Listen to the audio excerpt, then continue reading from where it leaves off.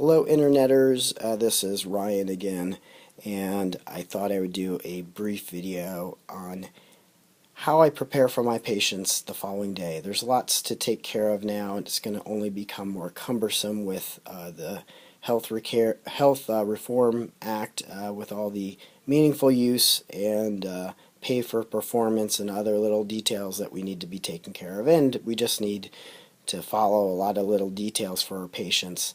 I find getting ready for my patients the day before or early that morning, it makes my visits more efficient. So let me show you what I do. Of course, I log in the login screen with your username, password, and your office key, and get into the EHR. And when I get into the EHR, it will basically pop up to my home page, which let me move to.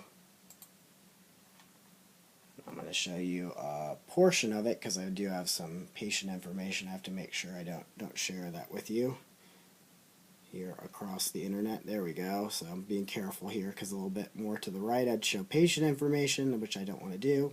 So basically it pops up and it has my schedule for tomorrow. Today's Sunday the 5th, tomorrow's the 6th, and here are my patients colored in different visits, and each line has the patient name and has their description of what type of visit it's going to be. So then I click and I open each one, and in this case I have already planned. I'm going to come up here. I've got my standard patient here, test dummy, that I've loaded in my chart up on the top next to the home screen, so I don't have to worry about sharing any patient information accidentally and then having the government come down hard on me. So then I open up each patient's chart from my schedule, and basically I do a couple of things. Number one, because it's really important as a pediatrician, we're doing vaccines a lot, I need to check vaccine status. And what I like to do is come over here, see the Open Immunizations tab, and this will list all the vaccines that have been entered into the Advanced MD system. Excuse me, getting over a cold. And so this patient's had some vaccines, but looks like not complete. So in this case, what I would do is then I would come down on the left, because that means there's probably some record somewhere else. And I just come over here, and now I can open up these records individually on the left, and I can look at, oh yeah, you were at Dr. Smith's, Dr. Jones, whomever, and kind of review the shots and see if they're up to date. If they're up to date, what I like to do is then come over here to my problem list, and I'll kind of show you. I've already kind of done this previously, and what I'll do is I'll open something like a diagnosis, like need prophylactic vaccination code, the V04.81, and I'll open that up and I'll put in up to date. And I simply do that by coming over here on the right. After I click on the problem list, come to the little search icon. You could put in the number if you know it. You could put in the description if you really are accurate putting in the description, or if you've already created pick lists of the most common diagnosis and organize them, which I have. I come down here, routine visit, and yeah, it's right here. Need prophylactic vaccination, and then I can type in my box up to date whatever I want to do, and I can make that current, historic, chronic. You can set yours up however you like. And anyways, then it updates here in the problem list, so now I know in the future if I'm looking at this patient again, I know I've already reviewed their vaccines and I can save myself a little time. The next thing that I like to do is I like to jump quickly through these tabs. Summary tab, I like to make sure, okay, in the meds list I have either medications listed or that I have checked boxed the mark where they're not taking any medicines, because that's a meaningful use. Also, I check the allergy column. Did I list any allergies? Or if they don't have any allergies, I've checked off that they don't have any. I may update the risk factors. For us, we've listed things like allergies, asthma, behavior, illegal drug use, prematurity, poor school performance, social stressors, not fully vaccinated, what have you. And then I may look at their notes. This is where I'll put in little tidbits about the patient that I want to expand on a little bit more. Maybe they have an exotic disease. I like to put that over here on the left.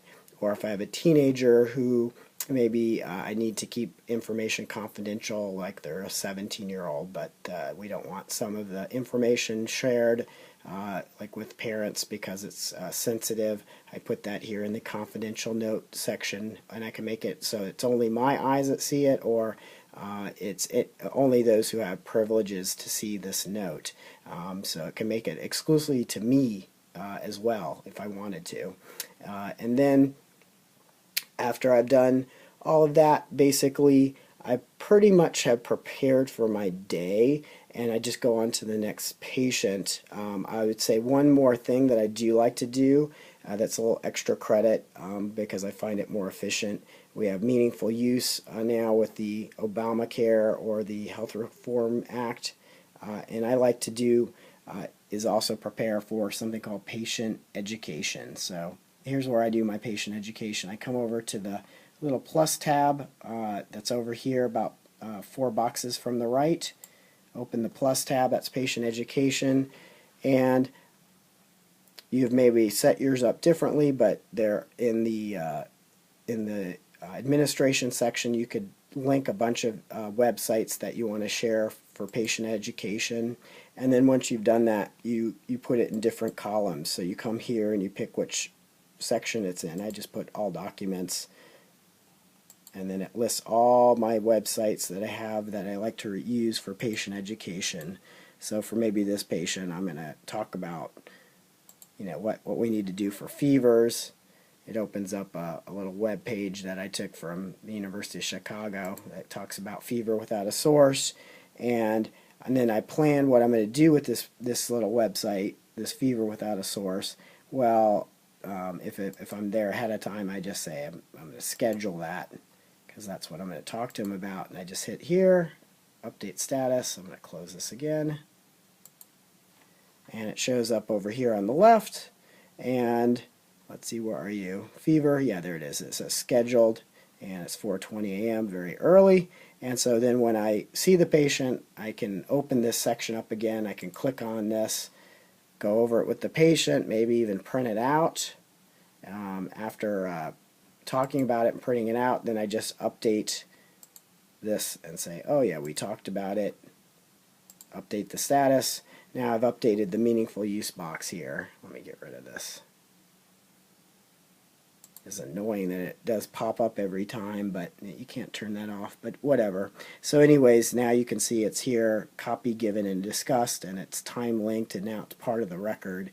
And now I've achieved a meaningful use. I've done what the government wants me to do, and done my due diligence, and done something good for the patient, and talked to them about what to do if there's a fever. So that's my little summary. So that's how I get ready for my patients each and every day. You may do something different, but again, I like to clean up the notes as much as I can, and have everything very quick and easy so I can review things basically in a glance. And once that's done, the future visits go a lot more smoothly, I find. But you may find something different. Okay, thank you very much.